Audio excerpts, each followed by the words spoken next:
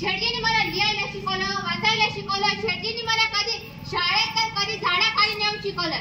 एकदा शेटजींची सौ शिकली, शेटजींची सौ लिहायला शिकली, वाचायला शिकली. शेटजींसारखा मुका वाचायला शिकली आणि शेटजींसारखा मोठा विचार करायला शिकली. बाई शिकली म्हणून लोक कपाळावर आट्या पाडत होती. बाई शिकली म्हणून नाव मोठं ठेवत होती. मग तो कसोट्याचा दिवस उगवतो. 1848 ला पुण्यात बिडजत आम्ही पहिली मुलींची शाळा काढली. पण पुणे हदरले. अनाथ झाला अशी आरडाओरड करू लागली. पण शेटजी खरोखर जाऊन पोरांना गोळा करत होती. त्यांच्या मायबापांना समजावत होती. पण अक्षरांच्या आळ्याहून त्या नवऱ्याच्या जेवणात पडतात असे म्हणणार त्या सनातनी लोकांना पडणार तर नव्हतं. शिक्षकांना वाईट टाकण्याची धमकी दिली जात होती. आमच्या विरोधात वेगवेगळे डाव रचत होते. मग आता शाळेच्या शिक्षकांना नसणार तर शाळा चालायचा कसा? शेटजी विचारात पडले. शेटजीला म्हणाले, शेटजी अहो कशाला एवढा विचार करताय तुम्ही? नका काळजी करू, मी आहे ना, मी शिकवेन पोरींना शाळेत. तेव्हा मी मन घट्ट केलं आणि टाकलं पहिलं पाऊल.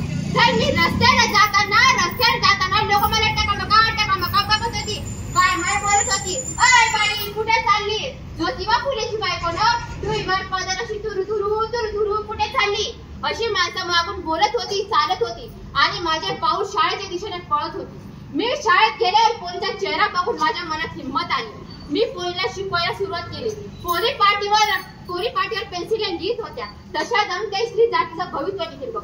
मी पण मनात म्हटलं, आज या पोरी शिकतील, पुढे एवढं मोठं काम करतील की समाजात स्त्रियांचा दर्जा वाढतील बघा. तुम्हाला सांगू का, मी शाळेत जाताना कुणी माझ्यावर दगड फेकायचे, कुणी चिखल फेकायचे, कुणी टोमणी मारायचे, कुणी पिटी हसायचं. तेव्हा खचकन माझा हात माझ्या कपाळाला लागला आणि म्हटलं, बाईच्या समोर जात असेल ना तर तिला ही माणसं अशीच माघारी फिरवतात. एक दिवस तर एक माणूस माझ्या पुढक्यात येऊन राहिला. मला म्हणतोच कसा, मागच फिरायचं. एवढा धीटपणा पाहिला बरं नव्हतं. मागच फिरायचं, नाहीतर तुझ्यावर शाबकच ठेवायची नाही. मनात म्हटलं, का रे भावांनो, तुमचं सर्व काही पाहिजे अबुझवणे येऊन थांबतात का? असा उचलला हाताने दिले त्याच्या घोघाडी. तेव्हापासून माझ्या सर्वांवर वचक बसता. बाईच्या जातीला एवढं खटकर असायलाच हवं, नाहीतर दिवसा मागून दिवस गेले आणि अंधारात तेवढा उजेड आला. आणि 4 वर्षात आमच्या 18 शाळा सुरू झाल्या बघा. आणि त्या दगावल्या सुद्धा. पुढे बाल हत्या प्रतिबंध गृहाचे काम, सनातनचा विरोध, अनाथाश्रमचे काम, बाईला घरातून न पडू देणे या सर्वांचा विरोध केला. कारण आनंद होती त्या आया बाया शिकत होत्या याचा.